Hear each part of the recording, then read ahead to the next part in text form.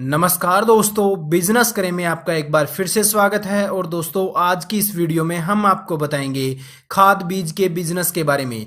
तो दोस्तों, अगर आपकी रुचि खाद बीज के बिजनेस के बारे में है तो यह वीडियो आप अंत तक जरूर देखिए। चलिए शुरू करते हैं। तो दोस्तों, जहां तक इस बिजनेस की बात की जाए तो यह किसानों से जुड़ा हुआ बिजनेस है, इसलिए इसे ग्रामीण इलाकों से शुरू करना ही बहुत अच्छा माना जाता है। हालांकि जो भारतीय किसानों को उचित दरों पर खाद यानी कि उर्वरक प्राप्त हो सकें, इसलिए उर्वरक का भंडारण, वितरण आदि दोस्तों यह सरकार के नियंत्रण में रहता है। इसलिए जो बड़े स्टोर हैं या बड़े वितरक होते हैं वे एक राज्य से दूसरे राज्य को उर्वरक सप्लाई करते हैं और उनके माध्यम वितरक राज्यों से छोटे जिलों में वितरण का कार्य करते हैं। तो दोस्तों, एक आंकड़े के मुताबिक यह एक पूरे विश्व भर में धान, गेहूं और मक्का इन तीनों जैसी फसलों का उत्पादन करने के लिए लगभग 85 मिलियन टन से सबसे ज्यादा उर्वरक या खाद का इस्तेमाल ही किया जाता है।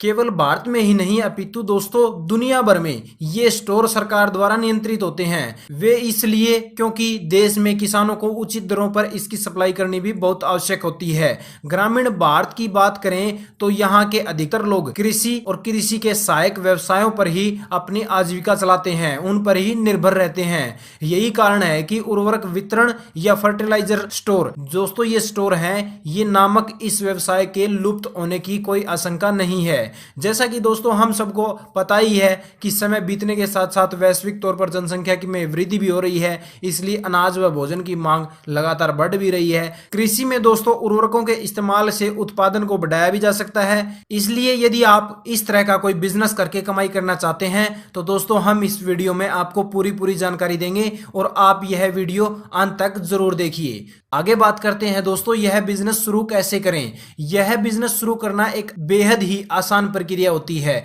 लेकिन इसमें जो सबसे बड़ी जटिलता आती है वह यह होती है कि वह लाइसेंस कहां से ले।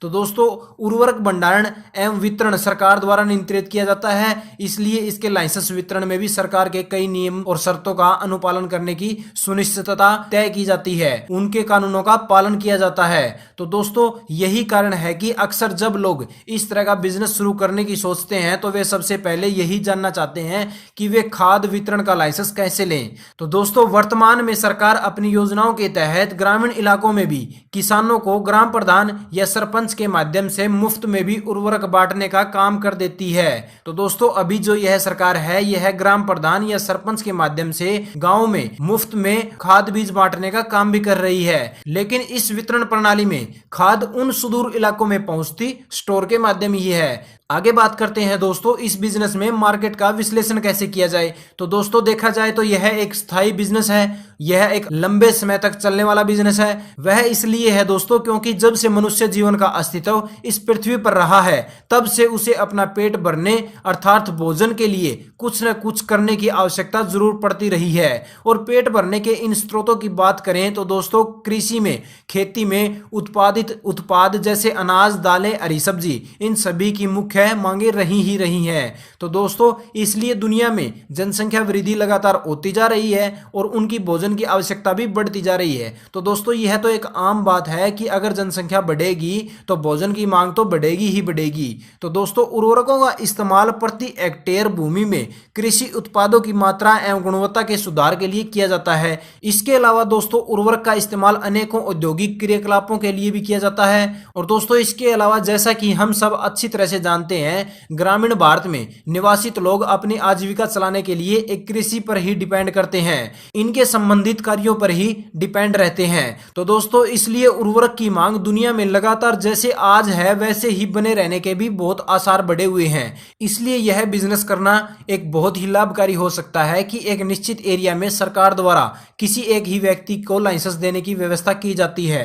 इसलिए उस एरिया में जितने भी किसान होते हैं उन सबको उर्वरक वितरण की जिम्मेदारी उसी की होती है। आगे बात करते हैं दोस्तों, किराए के लिए जगह की। यदि दोस्तों बिजनेसमैन के पास किसी भी सड़क के किनारे या स्थानीय बाजार में अपनी दुकान है तो ठीक है, नहीं तो उसे यह दुकान किराए पर भी लेनी होगी। तो दोस्तों, ध्यान रहे, जहां पर बिजनेसमैन यह दुकान किराए पर ले रहा है वहां पर छोटे बड़े सभी वाहन आराम से आने जाने की जगह होनी चाहिए, क्योंकि खाद की डिलीवरी के लिए ट्रक इत्यादि सभी दुकान के सामने आ सके। और हो सके तो दोस्तों जगह इतनी होनी चाहिए कि बिजनेसमैन उसके अंदर ही स्टोर